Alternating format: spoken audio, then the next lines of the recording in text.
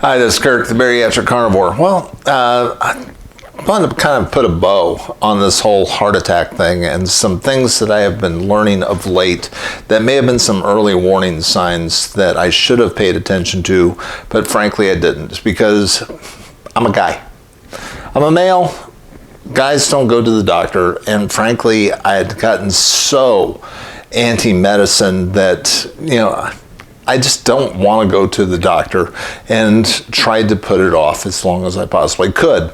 And while I am against medicine as far as, trying to go to the American health system to get healthy, as far as acute stuff is concerned, they're fantastic. And when you've got a heart attack and you need a valve replacement and bypasses and stuff like that, they're great.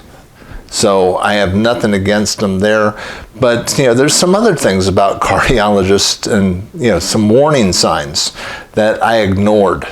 That this isn't medical advice, but these are some warning signs that they don't talk about enough in the media that might be helpful to people, particularly if those who are very healthy. Because, one of my problems is I've got a very high pain threshold, and I, was healthy and was not looking for any heart disease. So I wasn't looking for any things that might have gone wrong. But there are some things that you may want to be aware of and you may want to pay attention to. That can be early warning signs that you may want to be paying attention to what is going on with your heart. This kind of reminds me of what happened to Bob Harper, who was the guy who was on The Biggest Loser.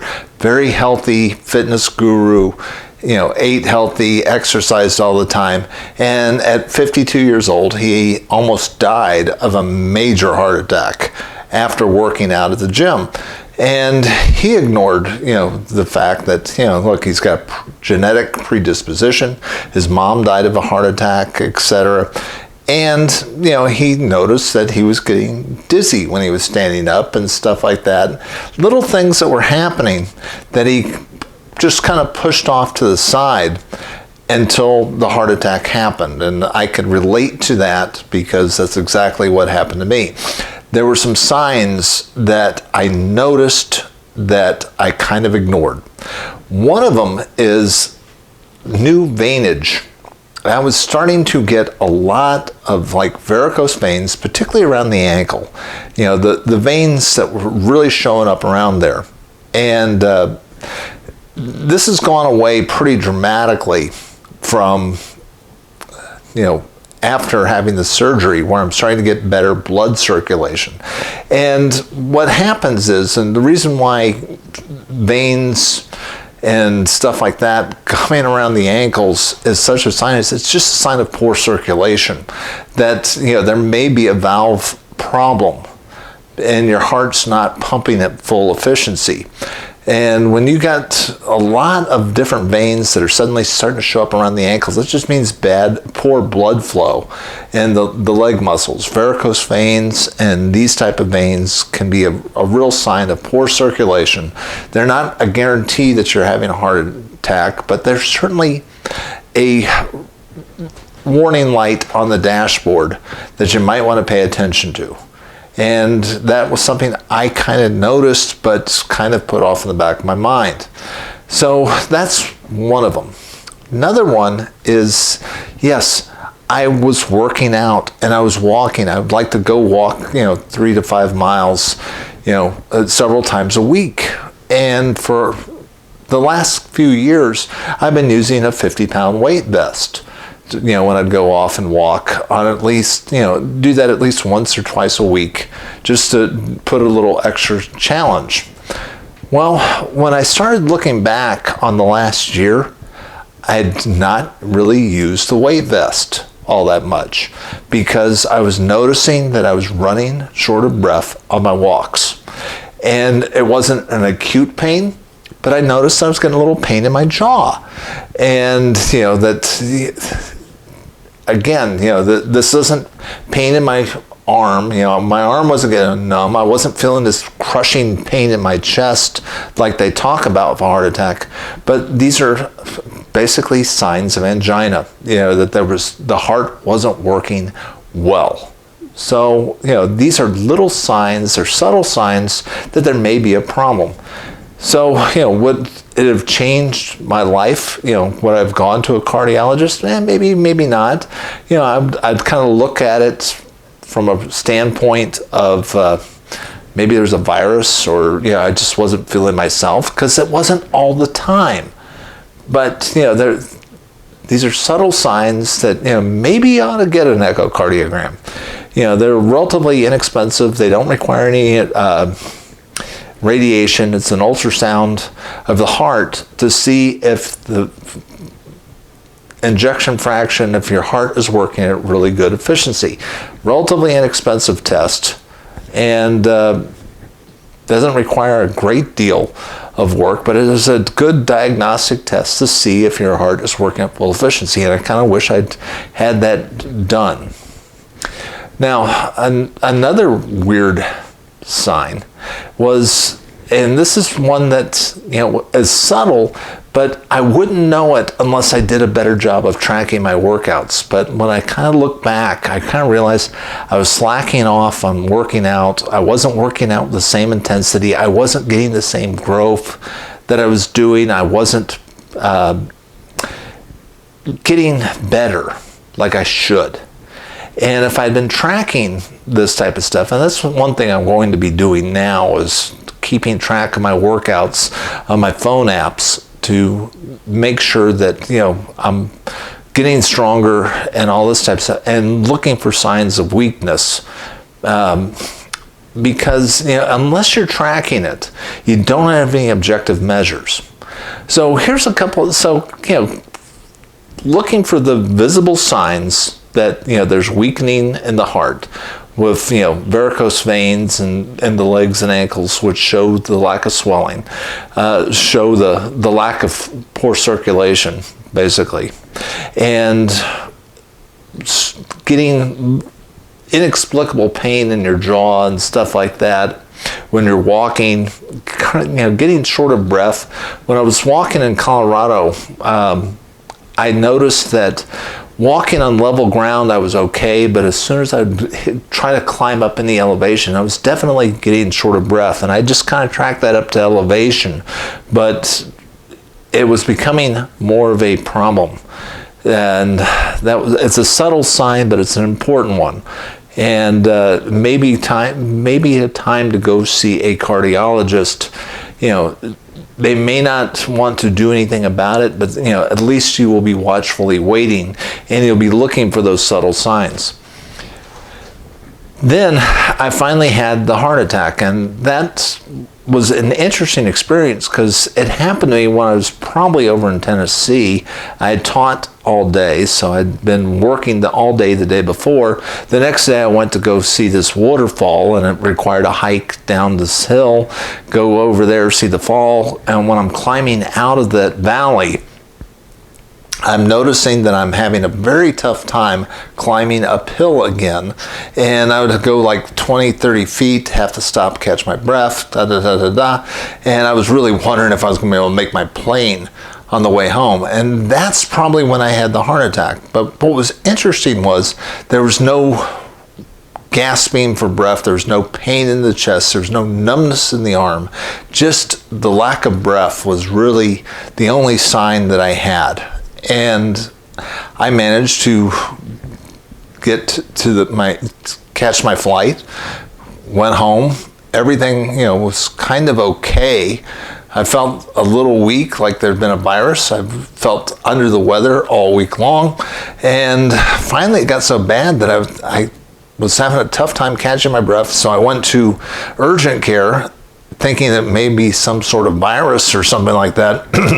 Turns out they're like, no, you need to go immediately to the heart hospital. And the only reason why I knew I had a heart attack was because of the blood test. And the blood enzyme showed that, yes, you definitely had a heart attack. Okay. And when they did further testing, that's when we found out that the heart valve was bad, and that I was needed for bypasses. So, these are all little subtle things, but, here's kind of the key takeaway from some of this stuff. For the last decade, I've been working to get stronger and healthier. I quit smoking over 15 years ago. I quit drinking over 6 years ago. I've been switching from standard American diet to low carb and carnivore over the last 7 years. I've gotten stronger, started exercising, and became much, much healthier. What did this do? Did it prevent a heart attack? No, but it may have postponed it. But this is the other key takeaway from this. If this had happened back in my 50s, it would have killed me. It just would have. I wouldn't have had the margin to make a difference.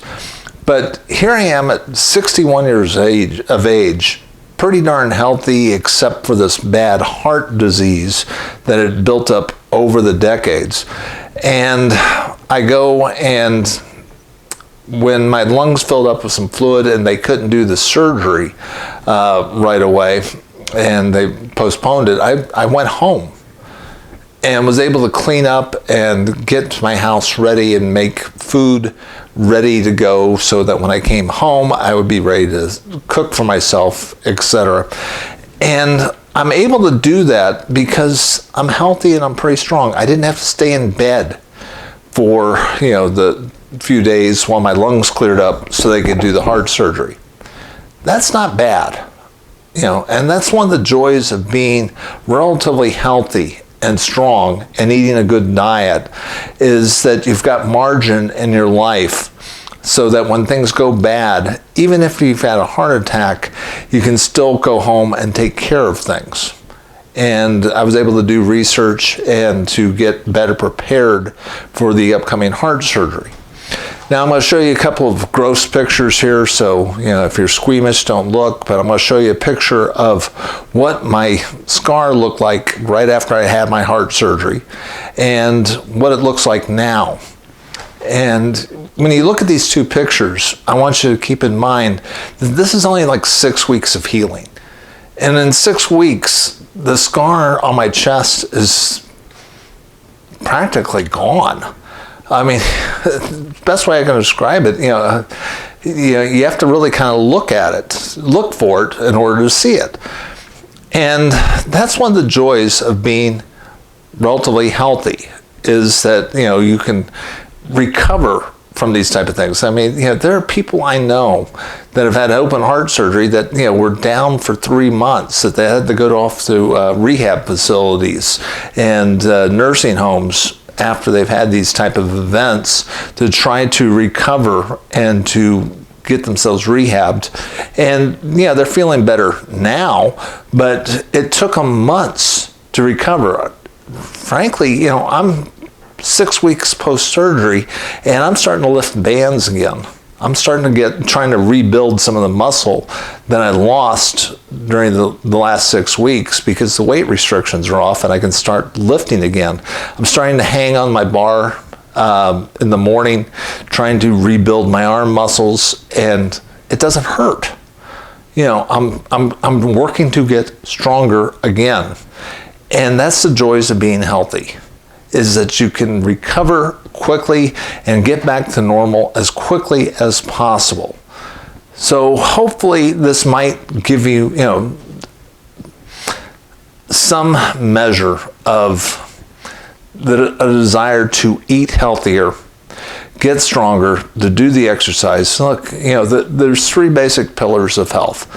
Number 1 is your diet, getting rid of the junk food and the ultra-processed stuff and eating real single ingredient foods. Number 2, getting good sleep.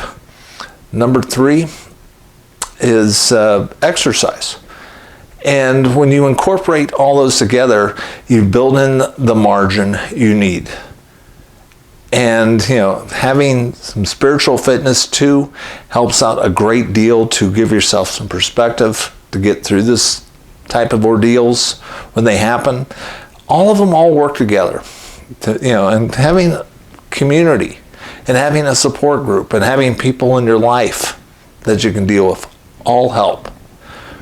But the most important, diet, exercise, and sleep. If you get those right, everything else, you got the margin to take care of life's events when they happen. So hopefully this will give you some perspective, to maybe help you realize, when you've got some subtle signs that you're maybe having heart problems, even if you think you're healthy. There's still things that can happen that can be early warning signs that you may be having more of a problem than you really think. This is Kirk, the Bariatric Carnivore. I try to put out a couple messages each week. If you like this message, please hit the like and subscribe. I will talk to you again soon.